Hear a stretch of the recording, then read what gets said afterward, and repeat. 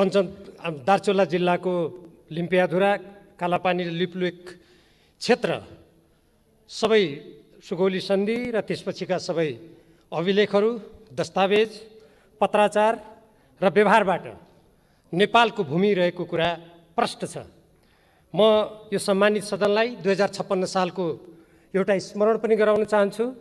2056 सालसम्म लिपुलेक र सीतापुल भन्ने ठाउँमा त दक्षिणतिर र उत्तरतिर नेपालको प्रहरी चौकी नै थियो।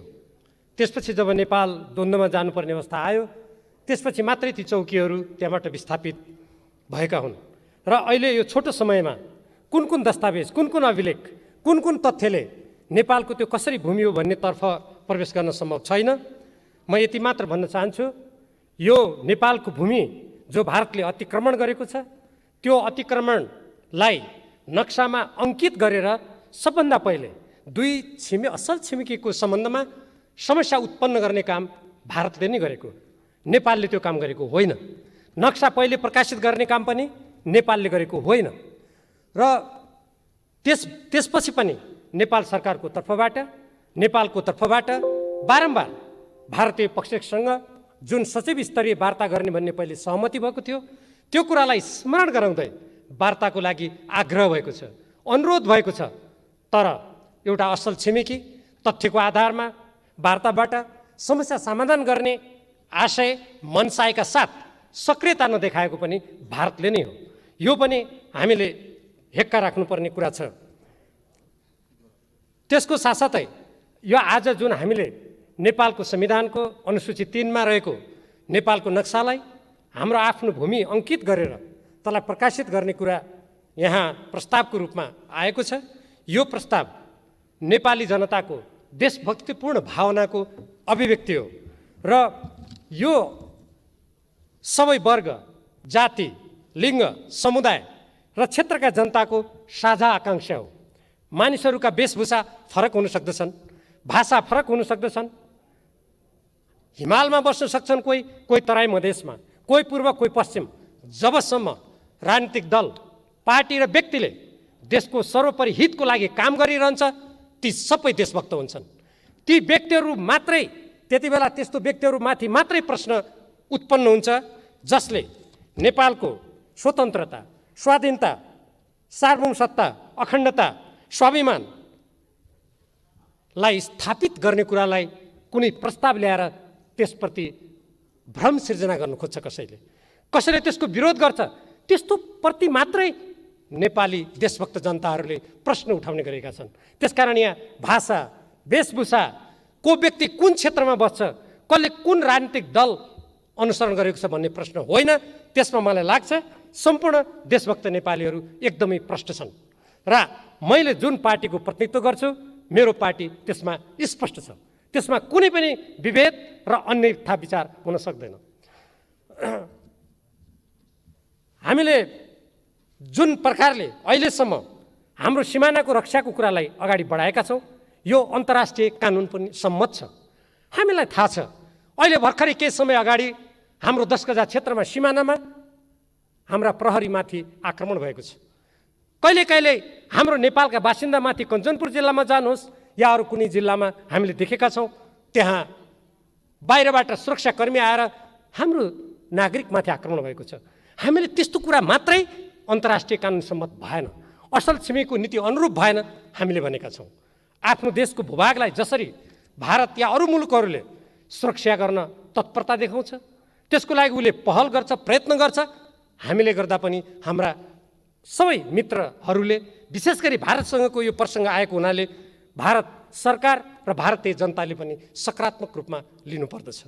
प्रत्येक देशले आफ्नो राष्ट्रिय सुरक्षा, राष्ट्रिय हितको लागि जब उसले आफूले काम गर्दा आफ्नो कानुन, आफ्नो संविधान र आफ्ना अन्य सरकारी दस्तावेजहरूमा तदनुकूल परिवर्तन गर्छ, त्यहाँ स्थापित गर्छ भने नेपालले पनि त्यो गर्ने कुरालाई स्वाभाविक रूपमा लिनुपर्दछ। आज हामीले जुन हाम्रो संविधानको, नेपालको संविधानको अनुसूची 3 मा लिम्पियाधुरा, कालापानी, लिपुलेकलाई समेत समावेश गरेर हामीले अब यसमा संशोधन गर्दैछौँ र यी सबै कुरालाई त्यहाँ समाहित गर्दैछौँ। नक्सामा हामीले यो राख्ने कुराको राजनीतिक महत्त्व छ। र यसले आजको हाम्रो पुस्ता र भोलि आउने पुस्तालाई पनि आफ्नो भौगोलिक अखण्डताको लागि दृढतापूर्वक अग्रसर हुने एउटा फराकिलो मार्ग प्रशस्त गरेको छ। यसको लागि म नेपाल कम्युनिस्ट पार्टी जसको म जुन पार्टीको म प्रतिनिधित्व गर्दछु र त्यो पार्टीले नेतृत्व गरेको सरकार, म दुईटैलाई हार्दिक धन्यवाद दिन चाहन्छु। हामीले निरन्तर नेपालको सार्वभौमसत्ता, स्वतन्त्र, अखण्डताको रक्षाको लागि नेपाली जनताले उठाएको आवाजलाई हामीले स्वागत गरेका छौँ। हामीले हाम्रो पार्टीको तर्फबाट, त्यो पार्टीले नेतृत्व गरेको सरकारको तर्फबाट हामीले धन्यवाद दिएका छौँ। आज जसरी सबै राजनीतिक दलहरूको तर्फबाट हाम्रो भौगोलिक अखण्डताको रक्षाको लागि एक आवाज अभिव्यक्त भएको छ, यो हाम्रो राष्ट्रिय आवाज हो र यो राष्ट्रिय आवाजप्रति म व्यक्तिगत रूपमा पनि गौरव महसुस गर्दछु। मलाई लाग्दछ आज देशभरिका प्रत्येक देशभक्त नेपालीहरू गौरवान्वित भएको हुनुपर्दछ। तर हाम्रो अगाडि चुनौती पनि छन्। हामीले नक्सामा हाम्रो भूभागलाई अङ्कित त गऱ्यौँ, तर त्यसलाई हामीले व्यवहारिक रूपमा प्राप्त गर्नको लागि त्यहाँ हाम्रो प्रशासनिक सबै गतिविधिहरू अगाडि बढाउनको लागि त्यहाँ रहेका भारतीय फौजलाई तुरुन्तै फिर्ता पठाउनको लागि हामीले आगामी दिनमा कूटनीतिक कुशलता, पहल कदमी, राष्ट्रिय एकताका साथ अगाडि बढ्नुपर्नेछ।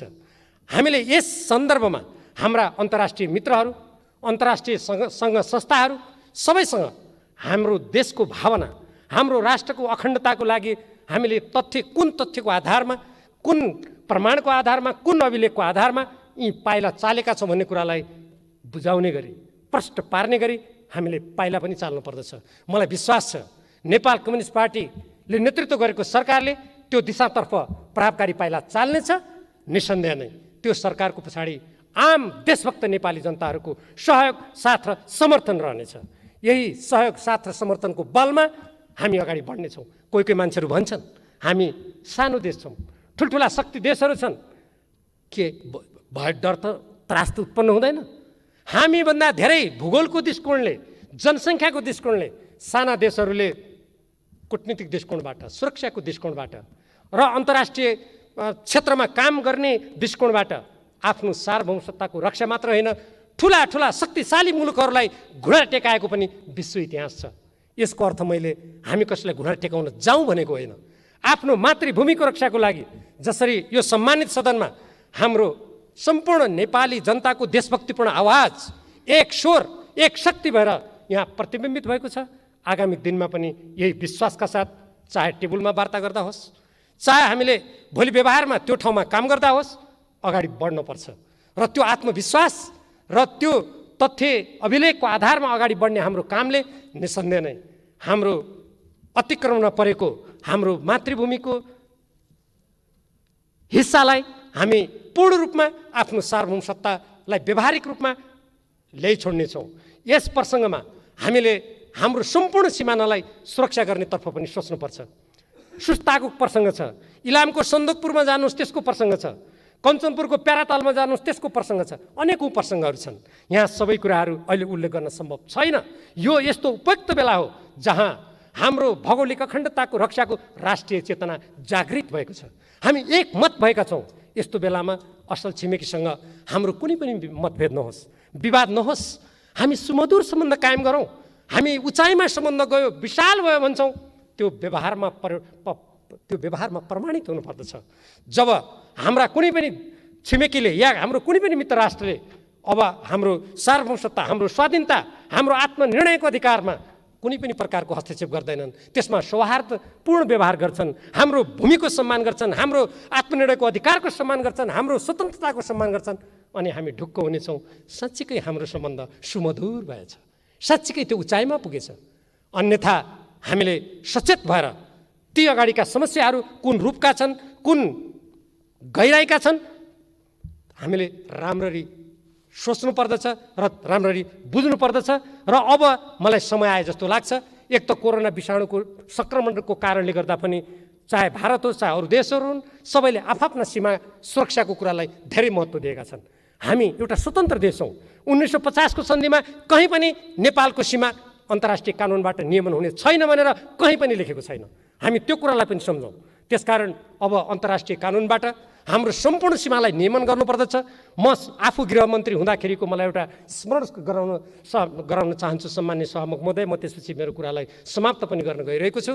त्यो बेलामा भारतीय पक्षले मैले स्वयं वार्तामा जाँदा भनेको मलाई स्मरण छ, यो हाम्रो सिमाना जुन अन्तर्राष्ट्रिय कानुनबाट नियमन भएको छैन, त्यो कारणले तस्करी बढेको छ, यहाँ कतिपय सिमानामा अपराधहरू हुने गरेका छन् भन्ने कुरा उहाँहरूले भन्नुभएको थियो। मैले जवाबमा भनेको थिएँ त्यसो भए हामी हेर्दा उस्तै छौँ, हामी अनुहार पनि चिन्न गाह्रो छ, त्यसकारण महोदय त्यसो भए हामी अन्तर्राष्ट्रिय कानुनअनुसार नियमन गरौँ। त्यसपछि कुरा मोडियो। अहिलेको यो उपयुक्त बेला हो, त्यसकारण समग्रतामा दुई देशको बिचको सम्बन्धलाई समस्या रहित बनाउनको लागि पनि अन्तर्राष्ट्रिय कानुन बमोजिम हाम्रो सीमा नियमन गर्ने बेला आएको छ। हामी यसतर्फ पनि सोच्नको लागि म सम्बन्धित पक्षसँग विशेष आग्रह गर्न चाहन्छु। हो, जनता पनि राष्ट्रियता हो, त्यसमा कुनै शङ्का छैन। हामी तर भूमि पनि राष्ट्रियता हो, भूमिमा टेक्ने ठाउँ छैन, हाम्रा खुट्टा राख्ने ठाउँ छैन भने हामी शून्यमा तैरिन सक्दैनौँ। त्यसकारण जाँदै मलाई कवि माधव घिमिरेको एउटा कविताको सम्झना हुन्छ। चुलिन्छ कहाँ उचाइ हाम्रो हिमालय नरहे, चुलिन्छ कहाँ उचाइ हाम्रो हिमालय नरहे, रहौँला कहाँ नेपाली हामी नेपालै नरहे। धन्यवाद।